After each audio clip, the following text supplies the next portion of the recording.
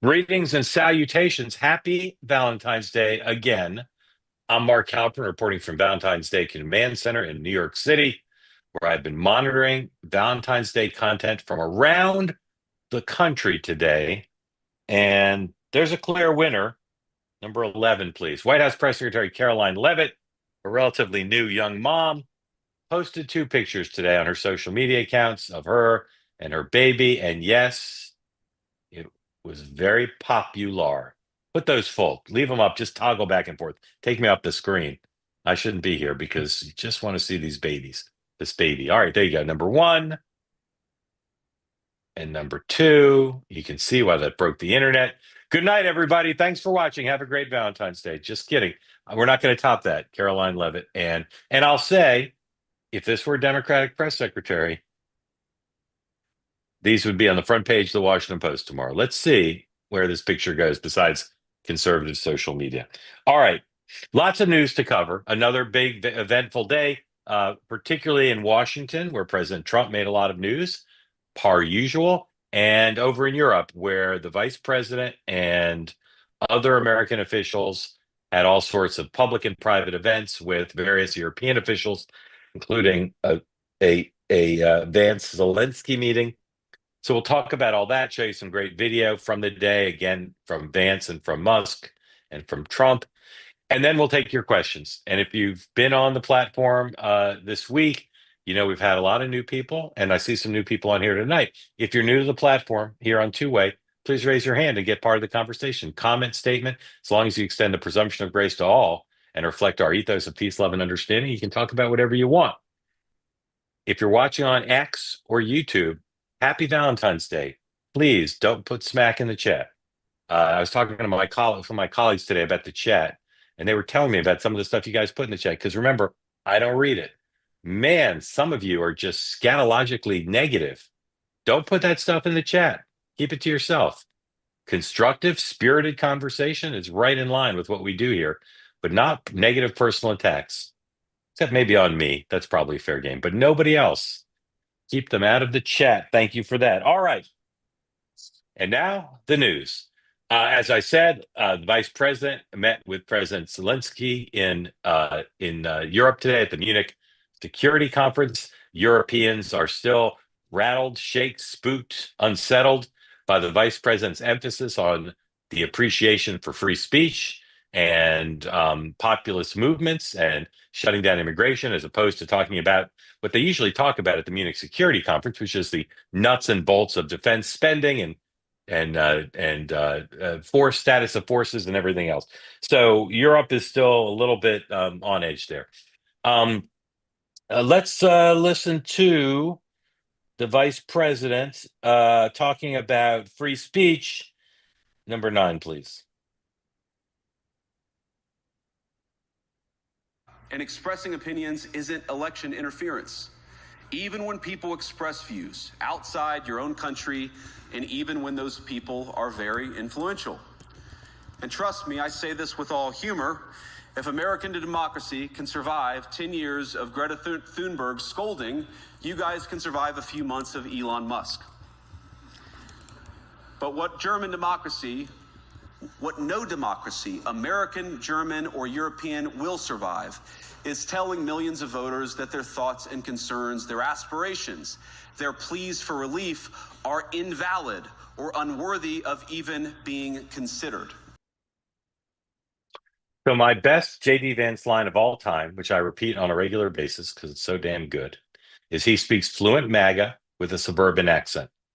He also speaks fluent MAGA with a pan-national accent. Not just the forum and the fact that he was kind of sticking it to Europe, but the way he expresses himself. Again, I'm not saying he's going to be the nominee in 28. I'm not saying Donald Trump will endorse him.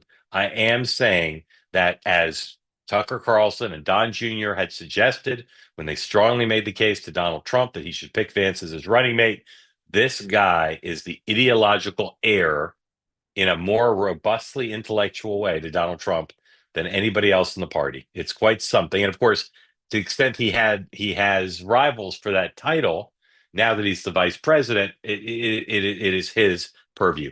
And again, you talk about unusual things, unprecedented things. There's never been a vice president who's gone to the Munich Security Conference in the first few weeks of a new administration and spoken that way to the Europeans. It's never happened. And you can be for it or against it.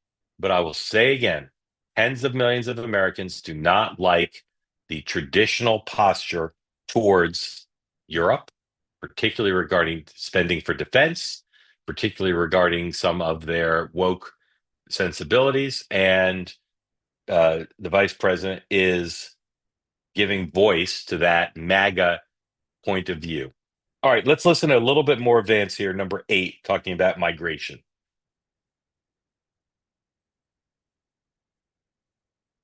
I believe there is nothing more urgent than mass migration.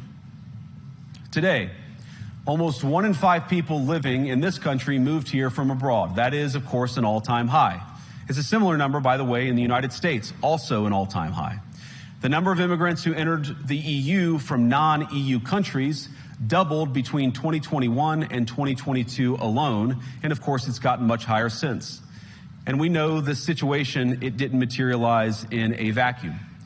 It's the result of a series of conscious decisions made by politicians all over the continent and others across the world over the span of a decade. We saw the horrors wrought by these decisions yesterday in this very city. And of course, I can't bring it up again without thinking about the terrible victims who had a beautiful winter day in Munich ruined.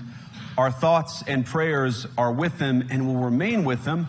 But why did this happen in the first place?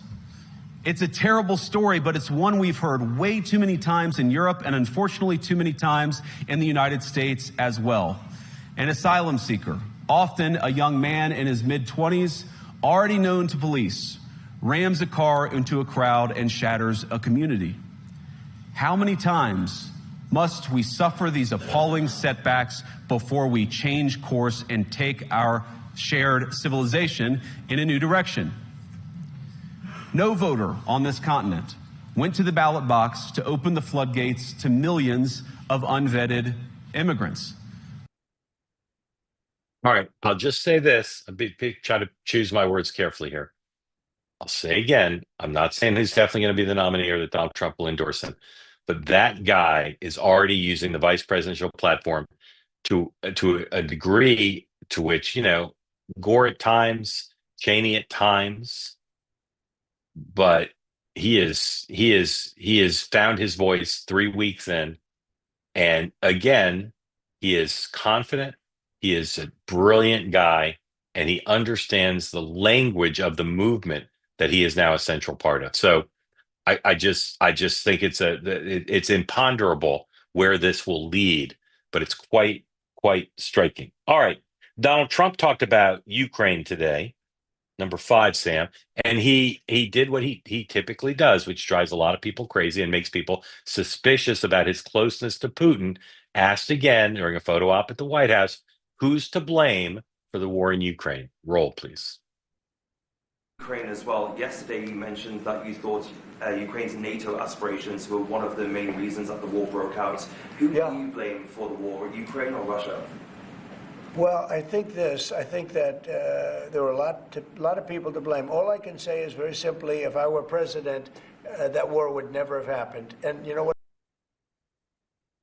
Again, I think I understand what Donald Trump's doing. He's trying to leave the largest possible flexibility to get a deal. And if you start to blame Putin, it makes it less likely there'll be a deal. He doesn't care about people who criticize him to say you're too nice to Putin. He wants to get a settlement. We'll see. All right. On the Eric Adams story, lots of developments today. As people who watch this platform know, I'm very concerned about what the Justice Department is doing here. There's kind of 2 pieces to this story. There's the Eric Adams side, and then there's the Justice Department side. On the Eric Adams side, you may or may not know, New York elects its mayor this year. Okay. The chances that a Republican or an independent elected mayor are de minimis. The only reason we've had Republican mayors, Giuliani and Bloomberg, in the case of Giuliani, he was riding a wave of anger about crime, and he was running against a weak Democratic incumbent. And he was back then, very charismatic guy who would become America's mayor. And then Mike Bloomberg, who spent tens of millions of dollars.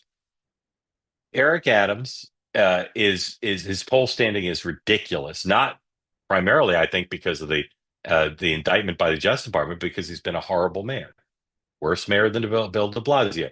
So people think he's saving himself and his chances for reelection by making this deal. It is going to kill him with Democratic voters, and it's like 8-1 registration for Democrat in the city. So I think, regardless of what happens now, however the Justice Department piece is solved, I just don't think that guy's got a chance to be reelected as mayor. And although the New York Press Corps tries to fuzz this up, far and away the most likely person to be the next mayor of New York City to win the election this year is former Governor Andrew Cuomo. We'll talk more about that, but Adams is not helping himself electorally. He might be staying out of prison this way. On the Justice Department side, the New York Times is reporting that the head, the president's former lawyer, who's the head person in Main Justice dealing with this, brought in together all the attorneys in the public integrity section and said, career people, and said, which one of you will sign the brief to the judge asking the judge to dismiss the case, which is what the Justice Department wants to have happen under this extraordinary arrangement where they say, we want Adams to work with us politically, so we're going to drop the charges temporarily, at least. And according to the Times, he said, you got an hour for one of you to volunteer. At the end of the hour, one person volunteered in order to keep everybody from being fired. I think they'll all probably be gone, whether they're fired or quit. The lawyer who was the main prosecutor in the case resigned and is another Republican, like the acting U.S. attorney. And he wrote an incredibly piquant letter, which you can read all over the internet, about how, I'm paraphrasing here, he basically said, there's no way he would sign that order because it's completely corrupt. And the president's eventually going to find some lawyer who's willing to sign it, even though he hasn't yet. Or the Justice Department, as the president, they said, claimed he had nothing to do with this. He said the Justice Department will eventually find a lawyer who's willing to sign this because the fact that the original letter got written to say this is the deal with Adams, he said that proves that the fact that thing could be written so out of line with the way the Justice Department has ever operated, or in the view of most should operate. He said that letter is so outrageous that there's clearly no one around the president who's a lawyer who will tell him no. So if there's no one around the president who's a lawyer who will tell him no, some lawyer somewhere is going to sign the thing. I continue to say, although most voters won't care about this, although Republicans on the Hill have been quiet, I continue to say that this is so rotten to the core and so antithetical to American values of how prosecutors are supposed to operate that this will continue to be a problem. This is not going to go away, I don't believe. We'll see. I might be wrong. All right. A few other news things I want to tell you. The fight with the Associated Press continues. Number one, please. White House Deputy Chief of Staff, who's in charge of communications, Taylor Budowich, put out a statement basically continuing to say they're not backing down, despite my prediction that they would, that the AP is making a decision by not being willing to call the Gulf what was the Gulf of Mexico, the Gulf of America, that decision is divisive and exposes the Associated Press's commitment to misinformation. And they say they're not going to get access to the Oval Office or to be in the pool on Air Force One, and that slot is now, appears from the statement, until the AP relents, which I doubt they will, is going to go to some other news organization. They're not pulling the credentials of the AP photographers and reporters, but they're not basically going to be in the pool. Now, I don't know. Noah, do you know, have they now barred the AP photographers from the pool? They were hadn't. in the press conference yesterday with Modi. APTV was in there with cameras. Right. But this statement hints at the fact that perhaps they're going to extend it to photographers. I'm surprised they're sending the photographers in, because typically if you bar the reporters, the news organizations also say don't send the photographers either video or stills in. But in any event, this fight continues. They've been putting stills up on the AP. You go to the AP, they've got stills up from the Oval Office. So they're in there. All right. The president signed an executive order today saying that schools that require COVID vaccines will no longer get federal funding. Rule number 3, please.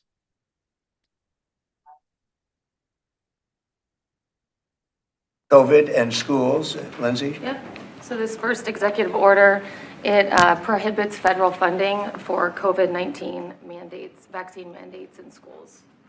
Okay, and that will meaning they want to clear that up, Yep. the discrepancy. So any schools that require students to be vaccinated with COVID-19 shot, then there's no more federal funding. So. Okay.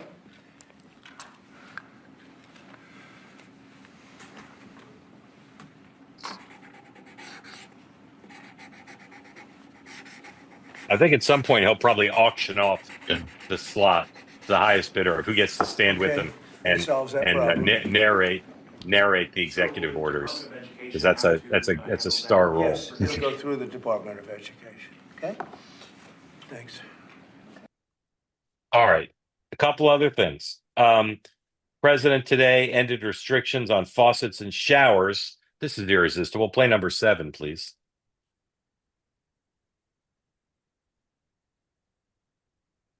So they mentioned dishwashers and sinks and showers and the whole thing. We're going to get rid of those restrictions. You have many places where they have water. They have so much water they don't know what to do with it. But people buy a house, they turn on the sink and water barely comes out. They take a shower and water barely comes out. And it's an unnecessary restriction. And basically, I think we're going to be going back to the Trump rule. We had it, and everybody was happy. And then these people came in and they restricted it again. So we're going back and we'll get it approved by Congress. In addition, we'll get it approved by Congress. So for 4 years, it's good, but we're going to get it permanently taken care of. And again, very environmentally friendly. But we want to be able to, when somebody turns on a sink to wash their hands or presses the button for a dishwasher, and there's barely enough water there's no water. And you know what they do? They press the button 10 times. They run it 10 times. So it ends up costing a lot more. So I know you're working on that. And where are we on that? We're working closely with the Department of Energy with regards to rules that were enacted during the Biden administration. Inside of the EPA, we are overhauling the water sense standards that are there to update them for the American people, to bring down cost of living and combat inflation, and just pursue common sense. Who can be against pursuing common sense, I ask you rhetorically and tongue-in-cheek. Please raise your hand if you want to get in the conversation. Come to you soon. All right, a few other things. President today sat down with Elon Musk and their pal Sean Hannity for an interview, which Fox seems to be saying will air in full on Tuesday. So they're not going to burn it on a Friday night or over the weekend or on a holiday. They're going to put it in primetime Tuesday. Here is a soundbite release from that interview with Sean Hannity talking to Donald Trump and Elon Musk about their buddy film. Roll tape. Tried it, then they stopped. That wasn't. They have many different things of hatred. Actually, Elon called me. He said, "You know, they're trying to drive us apart." I said, "Absolutely." No, they said, "We have breaking news. Donald Trump has ceded control of the presidency to Elon Musk. President Musk will be attending a cabinet meeting tonight at 8 o'clock." And I say, It's just so obvious. They're so bad at it. I used to think they were good at it. They're actually bad at it, because if they were good at it, I'd never be president. Because I think nobody in history has ever gotten more bad publicity than me. I could do the greatest things. I get 98% bad publicity. I could do, outside of you and a few of your very good friends, it's like the craziest thing. But you know what I have learned, Elon? The people are smart. They get it. Yeah, they do, actually. They get it. They really see what's happening. Yes. All right, 2 things about redecorating at the White House. First, get ready to play number 2.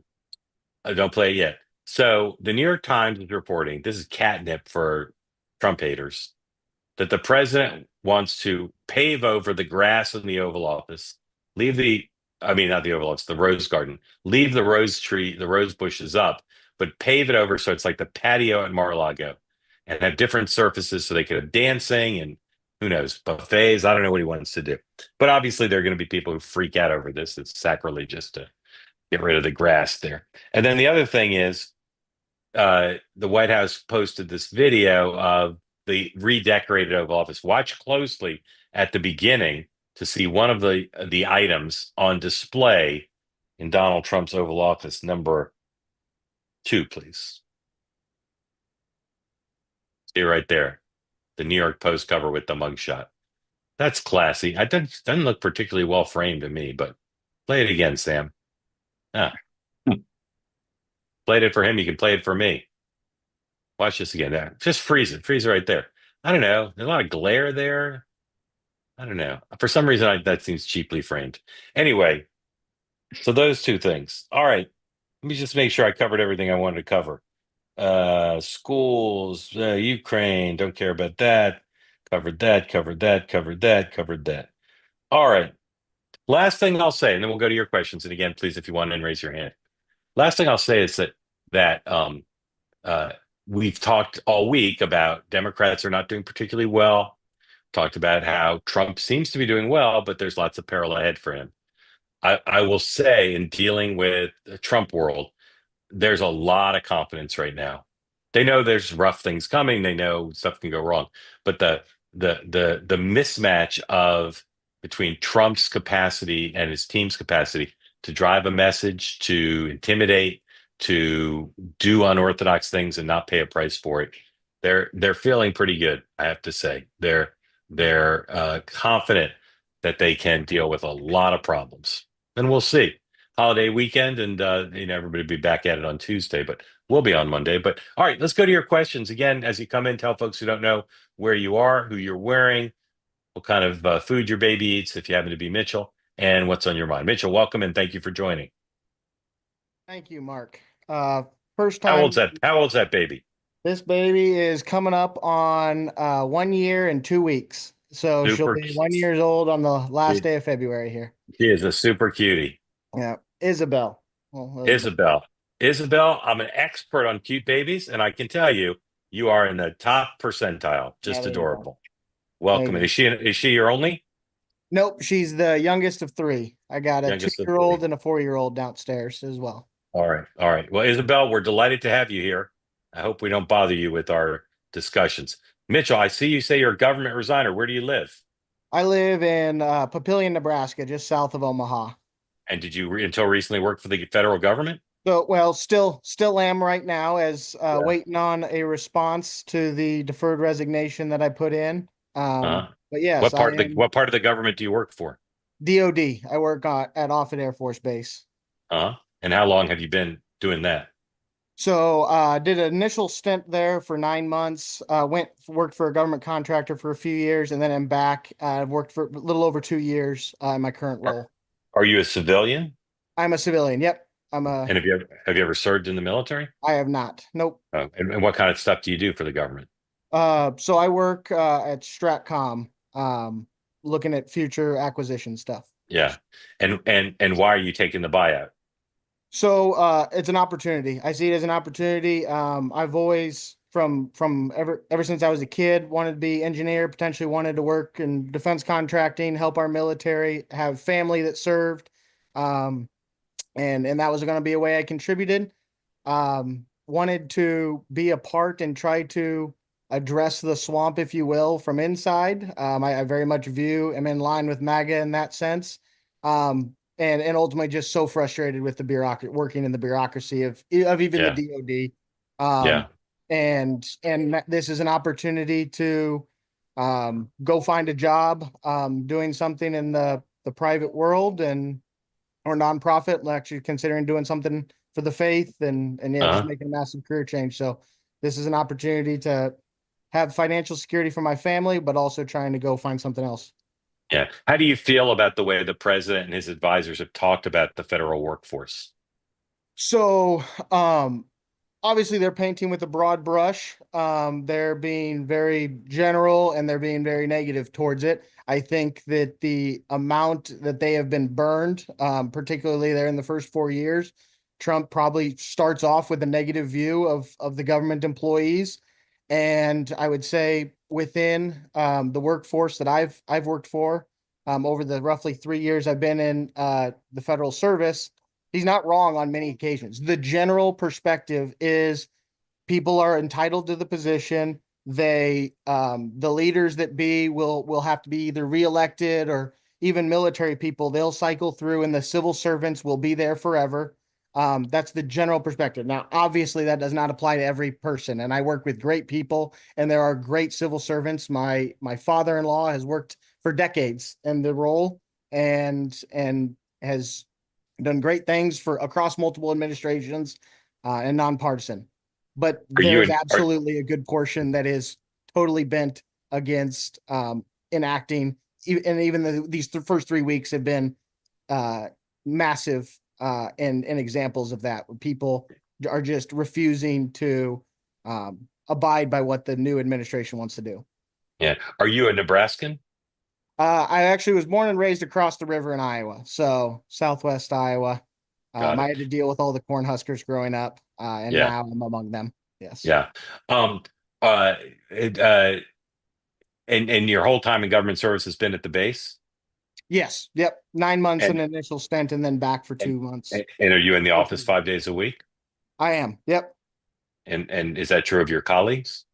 Almost everybody at where I work is in Yeah. the office. There are a few exceptions where there's a portion of teleworking possible, but for the most part, everyone's reporting prior to even the order, and now there's Yeah. work on getting everyone back in. And did a lot of folks in your office talk about whether to compare notes on the buyout? So there's been very little. There hasn't been much discussion from desk to desk. They've Why do you rolled think? out Why do the you think that? Why do you think that is? um again, I think well, I don't work with too many people that are just openly defiant or anything No. against the stuff. That's not really the makeup of the group. The people Uh, who are frustrated with the administration think it's ridiculous. I think in many ways, and then I'm one of very few, I think, that are really taking it probably in my work. Um, there's been a growing number that have considered it those who are close to retirement and are going to use it to do a retirement early. yeah. Yeah. Did you tell your colleagues you were doing it? Yep, I have. Yep. Yeah. What was I've their been relatively reaction? straightforward with it. What's been their reaction? No one's interested in talking about it. Yeah. Okay. And some people have wondered or worried that the money won't be there, that it's an offer that won't actually be fulfilled. Do you have that concern? Um, Definitely could be a concern, but I don't. I take the administration at their word as far as what they're wanting to do. They're offering people the opportunity. To me, this is a win-win for them, right? They're getting the downsizing of government, and they're more than happy to pay out money that I was already going to be paid. Right? No one was going to fire me in the next 9 months. There's no. Yeah. I've always find it interesting that there's no funding behind this. My job was funded for the next 9 months or 8 months anyway. No one was going to be firing me. They're just going to continue to pay while I go search for something else. And if you take the administration at their word and don't think that Donald Trump's a big boogeyman, then he's offering civil servants the opportunity to go find a job elsewhere. He gets to downsize government. He views it as a win-win. As far as Well, they, striking it down or withholding it, I'd see yeah, it more as they have to offer me my job back more than likely, because the whole effort is to not get rid of people. So, right. I'd be able to just tear up the resignation and I'd continue to do what I do at my job. Are they going to replace you? DOD has been largely exempt, and I think DOD wide is still not even in part of the hiring freeze. So DOD is still allowed to hire. As part of the resignation, they're not allowed to immediately backfill any kind of position. Um, All right. So right off the bat. Mitchell, don't take this the wrong way. Yep. But if you can leave and they don't replace you, what does that say about the value of the work you're doing? I think that that's a great point. And in fact, in some of our internal meetings, there's been frustration. I bet the DoD is not the first department that the administration is looking to downsize in, but when there was discussions at work about putting forward exempt positions and non-exempt positions, some of the leadership said they needed every single individual. And with a government and with a department the size of the Department of Defense, or even my local headquarters, to Yeah. say that every single person's needed at any organization is almost probably laughable, right? The fact that you Yeah. could do no downsizing. And I view that as, again, just a disconnect from what the administration's trying to do. You're not taking Yeah. seriously the administration's order. And frankly, I think anyone at any work probably should recognize that there are certain things that could be cut back. Yep. And that's another part of why I'm looking to move on. I'm not Yeah. able to do the things I wanted to do and make the Yeah. kind of impact I wanted to make. What are two or three things you're really good at? What kind of Um, skills or? uh, my job is to largely listen to a lot of different perspectives and then offer a synthesis of them. So I'm someone who's supposed to be able to ask the questions that a lot of subject matter experts have overlooked or haven't explicitly stated. And my job is to really get them to flush all of that out so that we have covered all of our bases. Um, And this is did I'm you an say this is engineer. I do a little bit of analytics. acquisition? Yes, I'm an analyst in the acquisition. So what kind of things is your office acquiring or recommending acquiring? The things controlled by a playbook that the president has access to, and the related assets of that for the government. All right. So you can't really say is what you're saying. Yeah. Yeah. So you say you're good at listening to who are the people you listen to in that job? So we have so comms experts, weapons experts, logistics experts, all of this kind of thing. You're right. You're trying to Who are also in the government or contractors or both? both. There's a lot of government contract, civilian and military Yeah. contractors, civil servants. So you're thinking of solving this problem. Like, should we buy this widget? And so you ask a lot How of many people, of them and how for what many, purpose? and who should manufacture them if there's multiple. No, not down to Yeah. that. So, Yeah. Okay.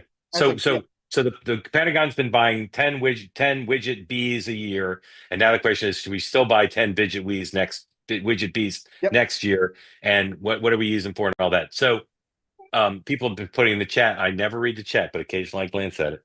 People say that seems like a good job for AI. Is that a good job for AI? So there's definitely AI being talked about within our stuff to help with analytics stuff or to help with the analytics. Oh, sorry about that. That's all right. There's definitely the integration of AI into what we do. Yes. Yeah. There will still be the subject matter experts that are needed to ask the right questions, to ask Right. the AI to analyze in the right way. So one thing you're good at is listening to a lot of people and coming up with a very sophisticated and good recommendation. We should stop buying widget Bs because we don't need them anymore, Correct. or whatever. Okay, Yep. what else? What's another thing you're good at? So we probably quickly get into things that I probably wouldn't be able to talk about. I'm an engineer and I'm an engineer by trade. I use a lot of the math, a lot of the people I work with, the people who hold the same job position as me, use a lot of math to run further analysis. In the items. Are you able to say what level of clearance you have? I have a TSSCI. Okay, so you're a big job. When you're like on an airplane and somebody says to you, "What do you do for a living?" What do you say? Work for the government. The things I've shared here today, that I work on a military base, work for.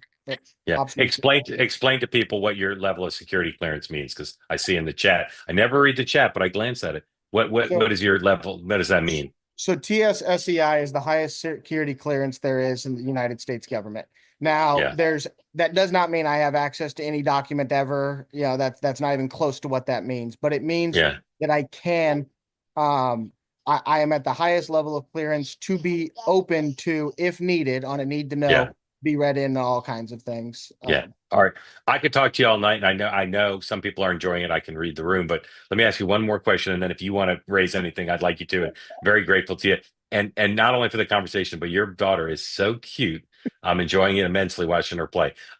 If you could have any job, if every employer, government and private, nonprofit, for profit, came to you and said, "We'll give you any job you want," what job would you want? Catholic apologist. Working for the Catholic Church, working on faith-based stuff. That right there. Amazing. Do you have access to PX? To PX, yes. Yeah. What do you get there? Oh, I don't take advantage of that access. You go to Costco or Walmart instead. Yeah. All right. Thank you very much for joining. I'd love for you to come back and keep us posted on your buyout and what you go on to do. And of course, what your daughter does, on the next birthday and everything else. Sounds good. I got one thing I'd like to raise, and with you starting JD. Yep, when you starting JD on this episode, I know you guys did an episode a little while back on the morning meeting. You were talking about, is JD going to be crowned? Is he going to get Trump's, Yeah. blessing and all that? Yeah. I think that would be a terrible mistake for the party. I Yeah. think looking at the crowning that the Democrats did with Joe Biden, not allowing the people to give their voice. However, one thing I do think that's interesting is Trump, I believe, can set up a political dynasty here in a bit. Yeah. If that starts with JD potentially, but then rolls on to Rubio, Sarah Huckabee Sanders, so many people in this administration, Carolyn Levitt by that point at the end. Yeah. The idea, though, of doing a nasty bare knuckle fight for a primary would also be a terrible idea. I'm interested in your thoughts about what if all the people interested in the 2028 Republican pool just did the podcast circuit, did the Yeah. a nationwide Fox News town hall. Came on two-way. Came on two-way and Came answered on questions. two-way. And you do these long form discussions and then potentially don't sign up for a debate against the Democrat candidate. There's no reason to. If they don't have a strong candidate, you just continue to ignore the mainstream media and talk directly to the American people, long form, short form, and you don't go after each other on a firing squad. What are your thoughts on that for 2028? Well, yeah, it's a great question. And I think there's a lot of questions like the one you've asked where Trump is so sui generis. It's just nobody like him that the kind of I think the mind tends to jump to building on what Trump did. Okay, like Trump went on 30 podcasts.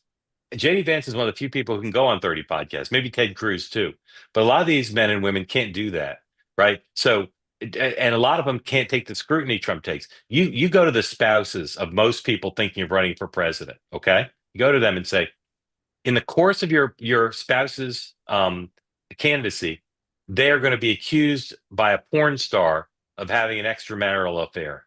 Okay, most of the spouses of the other people would say, "We're out. Yep. We're not putting our kids and our family through that. We're out." Right? That's an extreme example, but my point is, I'm using that example to say, Trump is not like nobody else is like Trump. So you're kind of leaping ahead to they should build on what he did. And it's not clear to me that they can in the area you're talking about or a lot of other things, fundraising, not engaging with the Democrat, right? Trump is just extremely gifted at maneuvering the media environment to his advantage. Understood, but don't you think anyone who's already signed up to be part of the cabinet now, I mean, look what RFK Jr., right? Tulsi Gabbard, Pete Hegseth, all these individuals knew they were getting into the firing squad because they're standing right next to the king. It's different. Right? It's different when you run. It's different when you run for. It's different when you run for president. The level of scrutiny is much higher, much higher. The other thing I'd say is goes back to the discussion we had the other day. If Trump endorses Vance, and I think eventually he will, it's almost certainly going to end any competition for the nomination. Yes. Okay, so someone made the point the other day. I can't remember who it was. Maybe it was Dan Tarantine. That competition's good. If Vance goes into a general election without having run the gauntlet of a nomination fight, he's not going to be in battle, fighting shape. On the other hand, if the Democrats have a contested nomination fight, which they almost certainly will, Vance, let's say Trump endorsed Vance in the summer of 27, okay? Then Vance can spend the entirety of the fall of 27 and the spring of 28 raising money, building a team, going to the battleground states as opposed to the early primary and caucus states. Like, that's a big advantage too. And so people can debate whether it's good or bad for the Republican chances of winning the White House for Vance to have a nomination fight or not. But if Trump endorses him, which I think he will, it's a moot debate because he's going to be the nominee. And if he doesn't clear it entirely, he's going to win off every primary and caucus. Again, I'm assuming a lot of facts here, not currently in evidence, but that's why I think it would go. So you could imagine if Trump is inclined to endorse him, and again, on the current trajectory, Don Jr., Tucker, Charlie Kirk, thank you. They're all gonna be lobbying hard for this. And so, and again, on the current trajectory, it doesn't look like Vance is going to be a disloyal vice president. So they'll be in close communication and say, what's the perfect time for Trump to endorse Vance, right?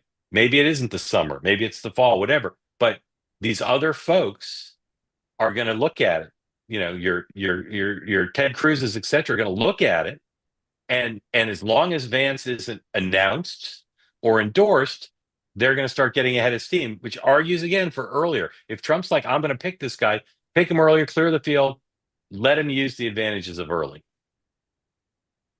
But I think we'll probably. I could continue. I could talk with you all night as well. All right, Mitchell. I couldn't have enjoyed the conversation more. And truly, please come back regularly. But stay right there for a second. Don't go because we're going to introduce your daughter to a new friend. Oh, Aaron, who we got here? This is Emma. Hello, hi, Emma. Here. Hi. Emma, you've been on two-way before, haven't you? Say not yet. Not yet. Not yet. Emma, what videos do you like to watch, Emma? Curious George. Curious George. Yeah, I love Curious George. The man with the yellow hat is a good role model. Emma, do you know this other girl? You ever seen her before? Who's that girl next to you? Ella. Ella. Emma and Ella. Do you know Emma? Do you know Ella? Yeah, you're 5. Mm-hmm. How old's Ella? How old's Ella? 2. 2. Are you related to her? Yeah, how are you? It's how are my you related? sister. She's my sister. You look a little like sisters. She looks pretty big for 2, your sister. Aaron, am I right? Am I right? She's a little big or no? She's pretty small. All right. Ella small. is big. Ella's. I have to ask my wife. She's big for 2. Yeah. Yeah. Okay, that's what I thought. I haven't had a 2-year-old in 6 years, but she looks a little big. What are you girls doing over the weekend? You got big plans? No. No. What are you doing tonight? Have you already eating chocolate? Chocolate brownie. Chocolate for Valentine's Day. Yeah. Did you already have dinner tonight? Yes. What'd you have? Did you have chocolate for dinner or something else? Shrimp. And broccoli and potatoes. That is a good dinner. Where do you ladies? Potatoes. Potatoes. Where do you ladies live? In Kentucky. In Kentucky. Do you see the other little baby on the screen there? We can't see her. We're on our phone. You can't see her. All right. Yeah. That's too bad. That's too bad. Can you swipe over? I bet if you swiped over, so. you could see her. Can you see her now? I really want you guys to see her. No, that's too bad. Mitchell's daughter. Here's the thing, kids. There's another baby on the screen, younger than you two. She's every bit as cute as you two are, which is saying a lot. Because I know when you girls go out in public, what do people say when they see you when you're walking around? What do they say? What do they say? They say you two are so cute. Aaron, am I right or no? That's right. Yeah, they're super cute. Your girls. All right, Mitchell, you can go. Thank you for joining. I'm sorry we didn't get to share with everybody, but most everybody got to see. All right, ladies, thank you for staying. It is a great chocolate weekend. My son got a big box of chocolate, and I'm eating all of it because it's not his favorite brand. Aaron, what's on your mind besides the girls? I was just going to say, a lady had mentioned this morning about kind of Marco Rubio talking about a multipolar way of the globe working now. Yeah. And I've kind of noticed that with a lot of the executive orders and things with China and tariffs and all that. It seems like they are really going at China through, especially on our side of the hemisphere, our hemisphere. Yeah. And, I'm kind of worried about like what's going to happen with Brazil or something like that, because they're in BRICS, and I don't obviously know how all that is going to happen. But out of all of those things, they seem very strategic and all of that. And then you have the Gulf of America thing and the Eric Adams thing. And I can't figure, it doesn't seem strategic at all to me. It just seems kind of lame, and I understand what they're trying to do as far as establishing dominance or whatever that is, maybe on our side of the world. But is it always going to be like so many good things and then a couple of so lame things? That's what we have to talk to our family members about. And then one other thing that I was going to say is in 2016, then I was a Democrat whenever Trump won. And you read that email a few weeks ago that lady had written. And I thought the world was ending. I really did. I thought it was over. And it wasn't. There was a lot that's changed in my life personally since then, obviously. But I was so attached to the Democratic Party, and it felt like I'd been betrayed, and so much of my identity was caught up in that, and I hadn't talked to my parents or seen them maybe once or twice in like 6, 7 years. And sometimes if those family members are at odds with you and you're torn apart from all of that, you can feel so isolated, especially when the election doesn't go the way you want it to. And I would just encourage people, maybe your parents disagree with you completely, but they still love you more than, anybody in DC does. And sometimes just reaching out and sitting down and talking to them, even though you don't agree on politics, can help to mend fences and make things better going forward. It gives you kind of some sanity going forward. And that's pretty much it. Amen, Aaron. I'll say about you what I say about people all the time. You speak for tens of millions, and I think it's great. And I hope your parents appreciate that point of view. And it's a great sentiment. And we all know many people, whether it's our own families or others, where there's real divisions, and there's just life is too short to waste a day letting politics divide a family. So thank you for saying that. Your first question is just a monster of a question, and I think I understand what you're asking, and I'll try to answer it. But there's so many facets to it. There's a great expression that Haley Barbour, the former governor of Mississippi, uses that he got from, I think, the head of FedEx. Maybe I should know, but I don't. Which is, the main thing is to keep the main thing the main thing, right? And so. Right. So for a lot of presidents and geopolitical thinkers, the main thing is the existential struggle with China. That Eric Adams and Fawcett pressure, and even debates about whether schools that require COVID vaccines should get federal funding. Those are not the main thing. And I think Donald Trump and Joe Biden, one thing they share is an appreciation that they cannot lose ground in the war against China on their watch. And then that war involves geopolitics, involves the economy, involves military, it involves what you reference, which is the alliances that China has built through Belt and Road and other things. Undercovered, as far as I'm concerned, under-discussed, is Joe Biden kept most of Donald Trump's China policies. He didn't change a lot. And in some ways, he got more aggressive. And part of that was a judgment. Geopolitically, it was the right thing to do. But I think part of it was clearly the politics, which is they didn't want Trump to be able to run to say Biden was weak on China. And the fact is, go look at Trump. He didn't talk much about that. He didn't say much because Biden purposely didn't give him much room there. At the same time, although Biden kept the Trump policies, and he and she were longtime friends, I don't feel history is going to record that Biden did more than tread water with China. That's what I believe history will record. Didn't necessarily lose ground, but didn't put the U.S. in a better position. And of course, as Trump and his people will say, just as Putin did not invade Ukraine on Trump's watch, just as Hamas did not invade Israel on Trump's watch, just as Iran was less on the march by some measures on Trump's watch. Trump would say there was no talk during his 4 years of China invading Taiwan. During all 4 years of Biden's presidency, this was like a drumbeat, and that led some foreign policy analysts to say it's going to happen.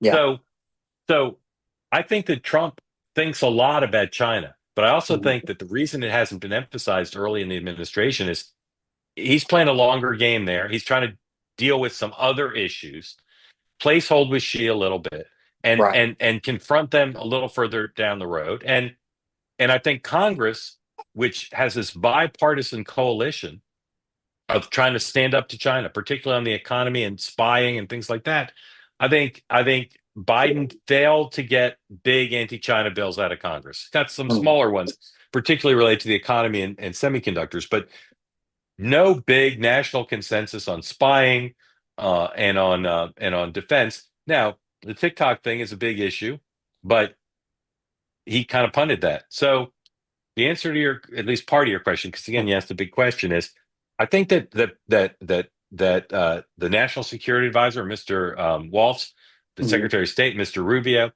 they're super focused on China. Scott Bessent, Secretary of Treasury, they're super focused on China. And I think the Vice President and the President are too. I'm really interested to see what their big plays are with China. I keep hearing it. I've talked about it on the platform. I keep hearing that they've got a grand bargain in mind that involves Greenland and the economy and Taiwan of some sort of grand bargain. We'll see. But wouldn't yeah, go wouldn't ahead. that hurt Japan? You know, I mean, you have Japan and the Philippines right there. Yeah. It would depend on what it looked like. It would depend on what it looked like. But here's Trump's view, and this is a mistake that people make, and I'm not saying you're making it. Right. You're right. There'd be a downside to that. But Trump's attitude is the status quo isn't good. We're wasting a lot of money contesting China, right? Building up the Pentagon, a lot of our espionage bandwidth. Like we're spending a lot of time and money dealing with the threat of China. So if we can make a deal where we can spend less money dealing with China, Trump's view is that's a good thing, you know? So it's Trump is, and same with like NATO. Like people say, well, if you change NATO, there's a downside. Trump's attitude is the status quo is no good. So I'm willing to deal with some downside as long as we get a different status quo that's got more upside. Aaron, I hope that answered at least part of your question. Yep, that's good. Grateful for you coming on. I recommend you let the girls eat unlimited chocolate. Maybe that's bad. Maybe that's bad parenting, but that'd be my advice. Thank you for bringing them on, and thank you for coming. Thank you. Have a great weekend. Happy Valentine's Day. All right, Jeremy, come on in. You seem to be in Illinois. Confirm that for everybody, and let us know what's on your mind after you unmute. Yes, sir. Chicago, Illinois, to be exact. About the 60609. I'm sorry? Is your zip code 60609 like the Spiegel catalog? No, sir. No. What's your zip code there? What's your zip code, Jeremy? It starts with a 6, right? It starts with a 6. 606. Okay. I won't tell you the next 2 days. 606. Okay, go ahead.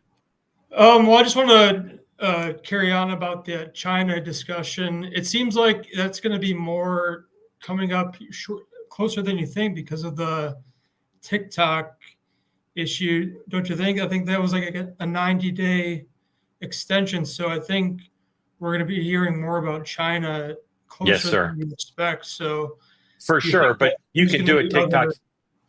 You can do a TikTok deal without implicating all the other issues, but the other bilateral issues, and the Chinese have expressed more of a rhetorical openness to some sort of deal than they did before.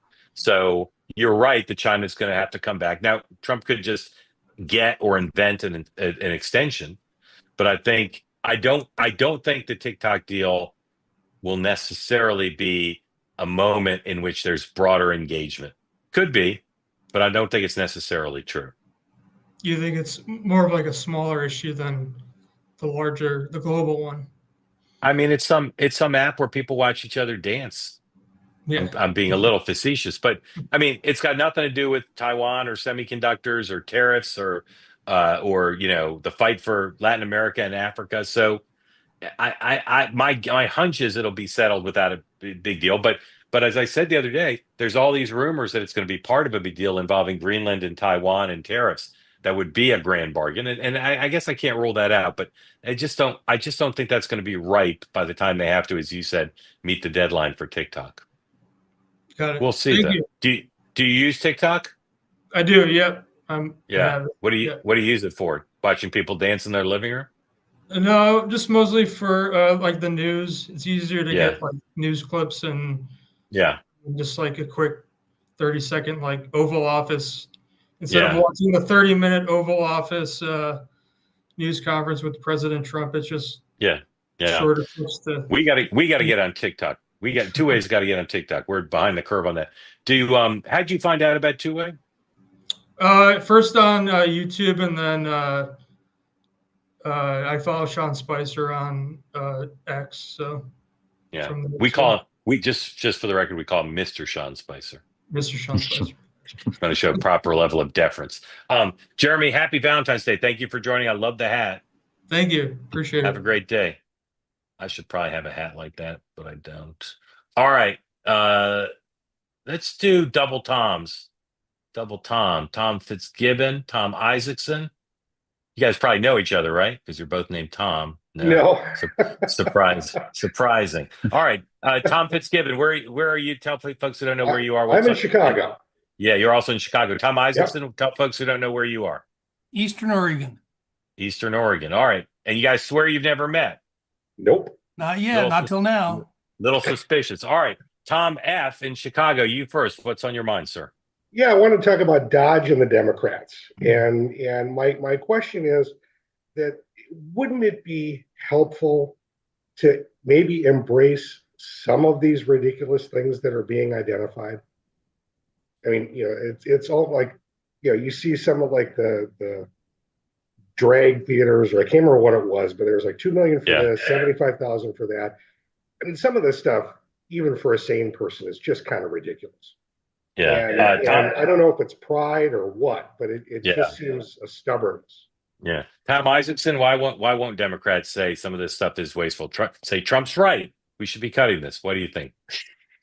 Beyond me, it seems a no-brainer to me that they bit on that in the past. Why would not today? I think it's my opinion is just because if Trump says left, then they go right. Yeah, I think you're right. One question I've gotten for years is why didn't Barack Obama embrace the findings of the Bowles-Simpson Commission about deficit reduction? Okay. And this is the same type of issue, right? How to reduce government spending. And what people didn't understand, and I talked to a lot of Obama officials about this, is the minute Obama endorsed the proposed cuts, it became the Obama plan. And the minute it became the Obama plan, the Republicans in Congress would reject it. Same dynamic that we're seeing now. The minute Trump says, I'm against this, I'm for this spending cut, the instinct, as you both kind of suggested, is for the Democrats to say, well, if Trump's for it, I'm against it. If Trump's against it, I'm for it. And I think it also takes a lot of due diligence to say, are we really for this? And part of the challenge they have is, even though some elements of the party have become less tied to the far liberal wing of the party, which has taken over the party, they still are worried about it. They still have that muscle there that says, if we, Trump has made great hay going after trans Americans, right? So the Democrats are on the wrong side of that issue for the most part, but they don't want to jump in to say trans ballet, trans opera, that's horrible, because parts of the Democratic Party, the parts with the most energy, are offended and upset and appalled by Donald Trump's exploitation of prejudice against trans Americans. So that's part of it too. It's like they're against hate, they're against wasteful spending, but they don't want to be for Trump's position on a particular program if any Democratic interest group might object. So they don't want to be with Trump, and they don't want to be against the interest groups. And I think that's a big part of the kind of paralysis they have. And also, they have no leader, right? If the three of us were in charge of the Democratic Party, we'd say, all right, let's go have a meeting and let's get the list of Trump things that he's for cutting, and let's come up with a unified position. Yeah, the Democrats are for 80% of what Trump's for, but they don't have three people as organized as the two Toms and me. Didn't Ro Khanna, when he was on here maybe a couple of weeks ago, say something to the effect of, or maybe it was Richie Torres, I can't remember who was kind of making the comment, but that there were things he would be supportive of Doge on those subjects that he agrees with. Yeah. But he hasn't identified anything that he would agree with. Yeah. So, Tom, I got to say, you're right to some extent. And I think whichever one it was, and I don't remember either. First of all, those two guys, part of why we like having them on is they're more reasonable and thoughtful than a lot of people in the party. But even they, whichever one it was, it wouldn't surprise me if it was either one. Even they are a little bit cautious, because their view is, and I think they're right, if they alienate the base of the Democratic Party, their utility to try to change the party is a lot lower, right? If they're on the enemies list of the base, how are they going to move the party to the center? So even those two brave, thoughtful guys still have to pick their way through this difficult period, and that's a real challenge. All right, Tom Isaacson, we're not going to we lost you. I don't know where you went, but to Tom Fitzgibbon, thank you for joining. We're at time, so I want to end, but thank you for joining. Tom Isaacson, come back on Monday, and we'll get you in. All right. So, reminder: Monday is a holiday, but we've got our regular shows. Except Monday 9 a.m. Eastern time, Sean and Dan are doing the morning meeting because I'm guest hosting for my friend Michael Tmerkanish on Sirius XM. If you really crave two-way type content and my content, find two devices and listen both to the morning meeting at 9 and to my first hour of Tmerkanish. Then at 10, without doubt, you only need one device. Flip over. Sean, Dan, and I will be talking on Sirius XM in the 10 o'clock hour, and then I'll be on for the third hour. Then at 6 o'clock Eastern, I'll be on two-way tonight. Tuesday, back regular. Then Wednesday, remember, the debut of Meghan McCain's show. Happy hour with Meghan McCain, 5 p.m. Eastern time here on two-way. You'll get lots of notifications about how to watch that. And then 6 o'clock on Wednesday, again, those of you who watch every night don't need a special tease, but come Wednesday night, we've got an incredible focus group of young people from all across the country talking about Elon Musk.